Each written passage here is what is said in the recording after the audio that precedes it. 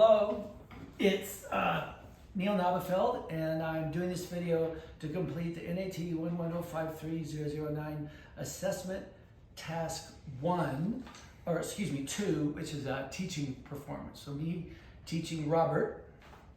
Robert, you've agreed to do this, right? Yes. Yes.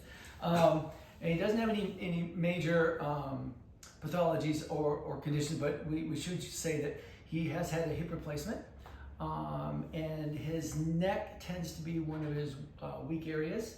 So we thought that maybe doing the back release might be a nice way to sort of get some release both in the back, the entire back musculature. So first off, you feel comfortable where you are? Do we need a pillow for the back of your head, or you're good? Okay, all right.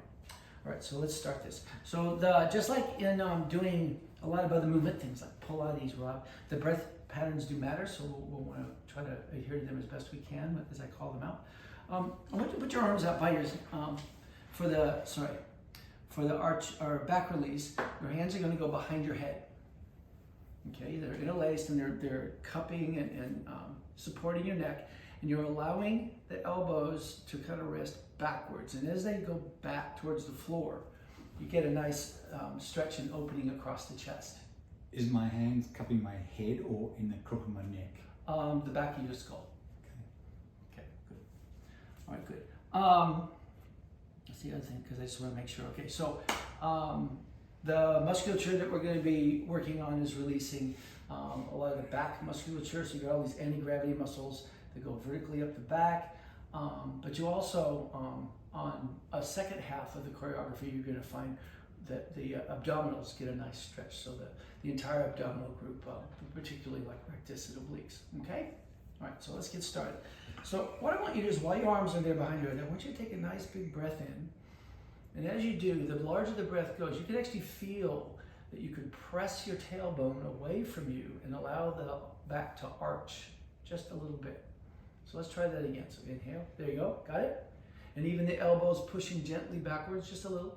And then as we exhale, we're gonna kind of start to sink the back down, feel the tail lifting, lift your elbows and slowly curl your trunk forward. So, yep, perfect. So this isn't a sit-up. All right, and now inhale as you go back.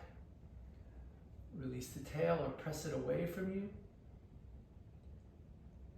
And we exhale and we curl up. So this is a little bit different from how we teach, say, chest curls in Pilates, or the way sit-ups or crunches are done in the gym. We want to allow the back to move just a little bit through the pelvis, and we want the trunk to sit gently upwards. So you're not trying to make a six-pack, you're trying to use the six-pack. And let's just do 2 more. Good. And you feel fine, there's nothing sore. Okay, good. And last one.